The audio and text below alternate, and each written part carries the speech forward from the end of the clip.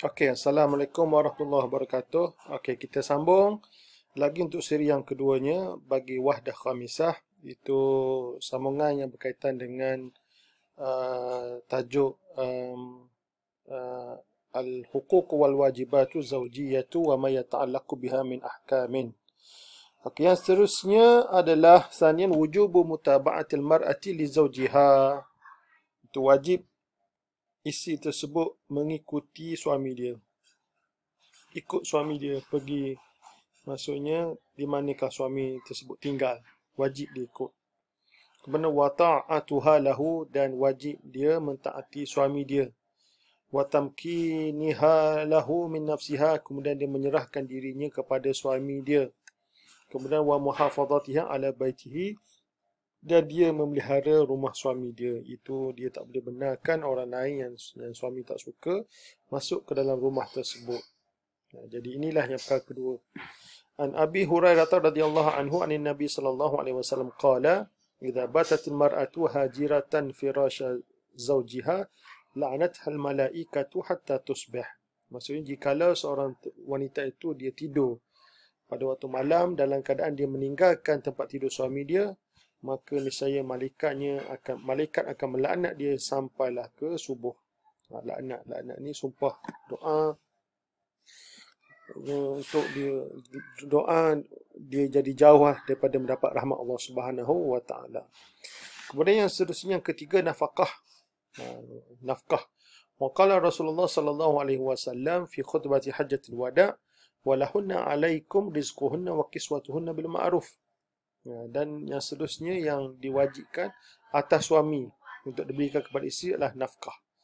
Berdasarkan dalil hadis Nabi SAW semasa Rasulullah berkhutbah pada Haji Wada', di mana Nabi SAW menyebut walahunna alaikum, maksudnya bagi isteri itu wajib atas kamu suami dia memberi rezekinya, maksudnya makan minumnya, wa kiswatuhunna, dan pakaiannya bil ma'ruf, mengikut adat, mengikut apa yang terbaik menurut urufnya, mengikut adatnya.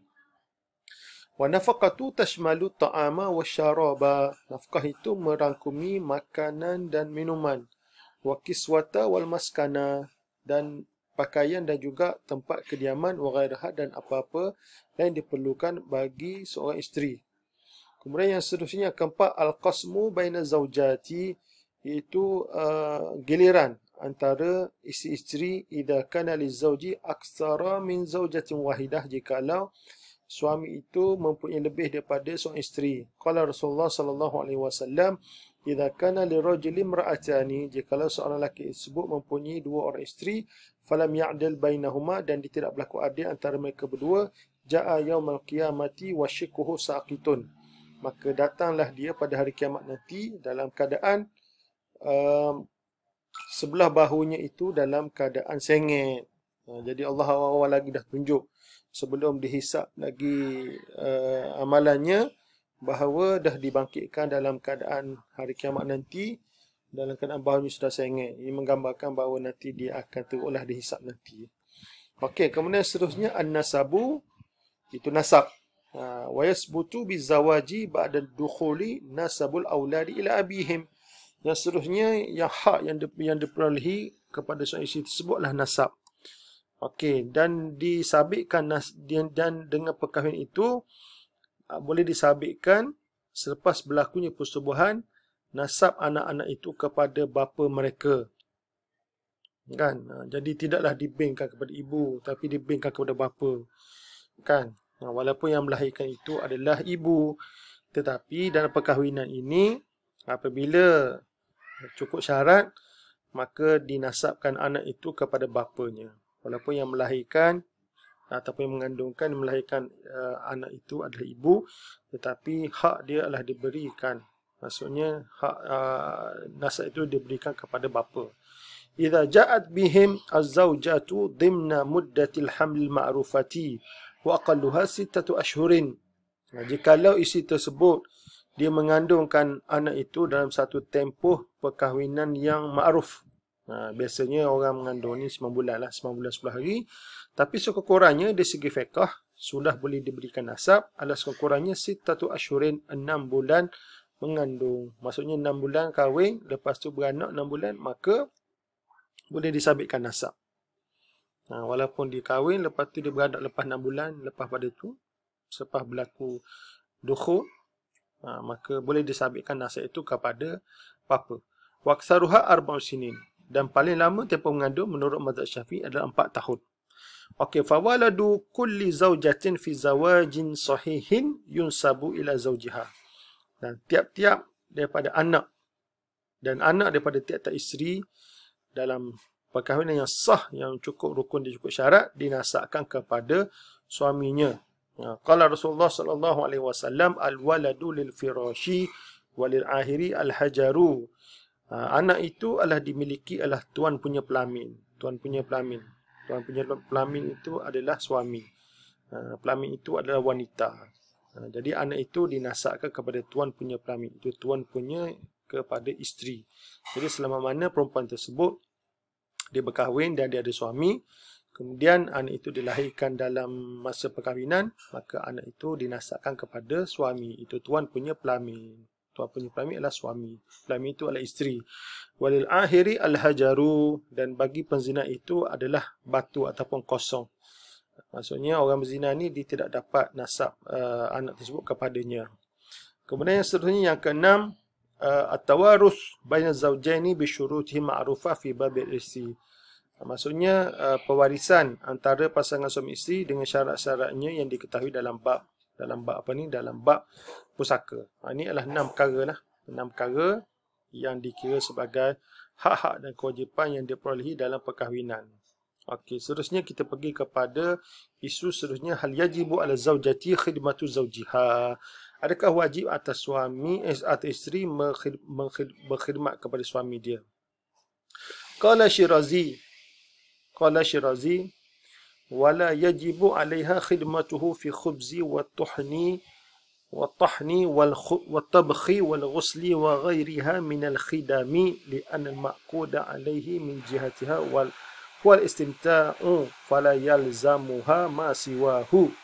Okey, berkata Syirazi, Imam Syirazi dan kitab Muhazzab dia kata tidak wajib atas isteri berkhidmat kepada suami. Apa maksud berkhidmat pada suami? Dia bagi contoh sini, fil khubzi, pada buat roti, wa tahni, mengisar gandum, wa tabkhi, dan memasak, wal ghusli, dan membasuh, wa ghariha, dan lain-lainnya minal khidami, daripada khidmat-khidmat ataupun kerja-kerja yang biasa dibuat tu, di anal ma'qud alaihi. Alasannya satu je, kerana apa yang diakadkan ke atasnya, maksudnya dalam perkahwinan itu terhadap isteri itu, wa al-istimta, itu bersedap-sedapan sahaja. Itu saja dalam akad perkahwinan. Yang diakadkan kata isteri adalah untuk mendapat istimta daripada dirinya sahaja. Maka fala yalzamuha ma siwahu, maka tidak diwajibkan kata isteri itu selain daripada itu selain daripada istimta. Maka ini adalah dari sudut fiqh yang disebut oleh mazhab Syafi'i. Inilah dia. Okey, qala Ardabili, berkata Imam Ardabili, okey, amma tabkhu wal kanasu wal ghuslu wa nahwaha fala syai'a alam minha ala mar'ati. Adapun memasak dan menyapu, maksudnya membersih rumah lah, dan membasuh dan lain-lain lagi, maka fala syai'a minha, maka tidak ada sesuatu lah daripada isteri tersebut, daripada perkara tersebut atas perempuan. Maksudnya perempuan tak wajib buat perkara-perkara tersebut lah. Makhdumatan kana fi baiti ahliha aw lam takun, sama ada isteri tersebut dia jenis memang semasa duduk rumah keluarga tu memang sudah ada pelayan ataupun tidak ada pelayan. Ini style hidup lah. Ada seseorang manusia satu ketika dahulu, mungkin ada zaman sekarang ni, ada yang jenis masa sebelum kahwin memang dia sudah ada pelayan, ataupun yang tidak ada pelayan. Walaupun ghalib dalam kehidupan kita sekarang ni, orang kebanyakannya biasa segala kerja tu kita buat sendirilah. Okey, kita buat sendiri. Okey, jadi sekarang ni dia bagi level manusia ni, sama ada masa hidup dengan keluarga dia, sama ada dia tu memang jenis memang dah ada pelayan, layan buat kerja dia semua sekali, dia hanya goyang kaki saja, ataupun dia jenis memang buat kerja sendirilah untuk berbasuh dan makan semua sekali, masak tu. Jadi dari segi fiqh tak perlu dia buat bila dah kahwin. Wala ala khadimatiha, dan juga tak wajib juga perkara ini dilakukan oleh khadam dia, khadam perempuan tersebut. Maksudnya bila kahwin, khadam tu ikut sekali pergi rumah suami. Juga tak wajib buat kerja. Illa in tabarra'ata, melainkan jikalau mereka berdua ni sukarela nak buat kerja tersebut. Sukarela nak buat kerja tersebut, maka itu atas sukarela lah, bukan perkara wajib. Bal huwa ala zawj, bahkan perkara tadi itu, maksudnya masak, mengemah rumah, membasuh itu, ala zawj, itu semua atas suami belaka. Insya'a fa'alahu binafsihi, kalaulah suami mahu, dia sendirilah buat. Wa insya'a bigharihi, kalau dia mahu, dia boleh suruh orang lain buat. Maksudnya dia pula bayar upah kepada orang lain untuk buat kerja tersebut untuk isteri dia.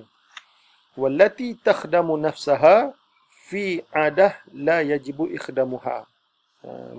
Adapun perempuan-perempuan yang memang yang dia sendiri buat kerja tersebut untuk diri dia, fil adah, pada adanya, macam yang berlaku sekarang ni, la yajibu ikhdamuha, maka tak wajiblah dia itu disediakan khadam.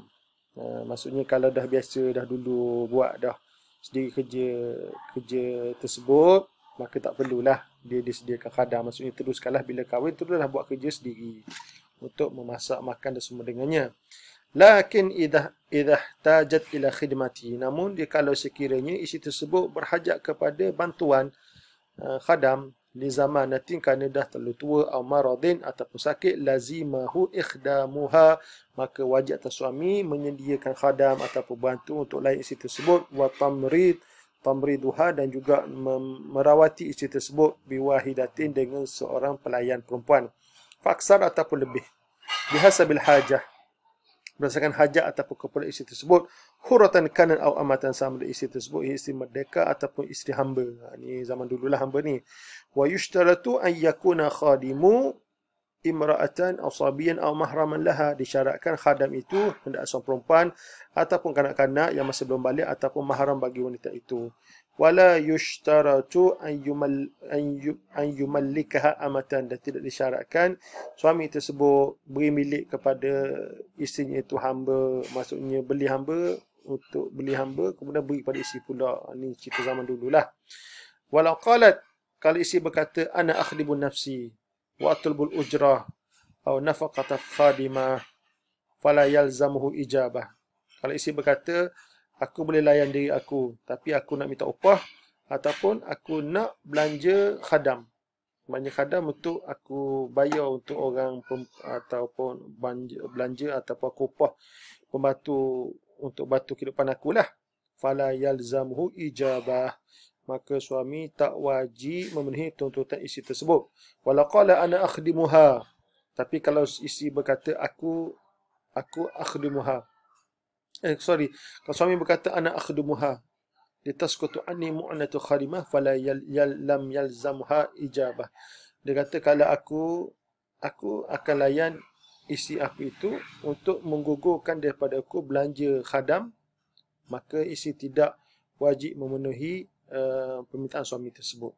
Okey, last sekali kita buat kesimpulan lah. Kerana yang kita bincang tadi tu benda yang kadang-kadang mungkin ada yang tidak berapa praktikal zaman sekarang ni, kan? Kerana kita kena tengok apa yang lebih praktikal lah. Kita tengok akhir sekali disebut summa qala al-Hadani lah. Mungkin yang ni yang sesuai zaman sekarang ni. Ta'liqan ala hadha, dia memberi komentar terhadap apa yang disebut oleh ulama dan mazhab Syafi'i tadi.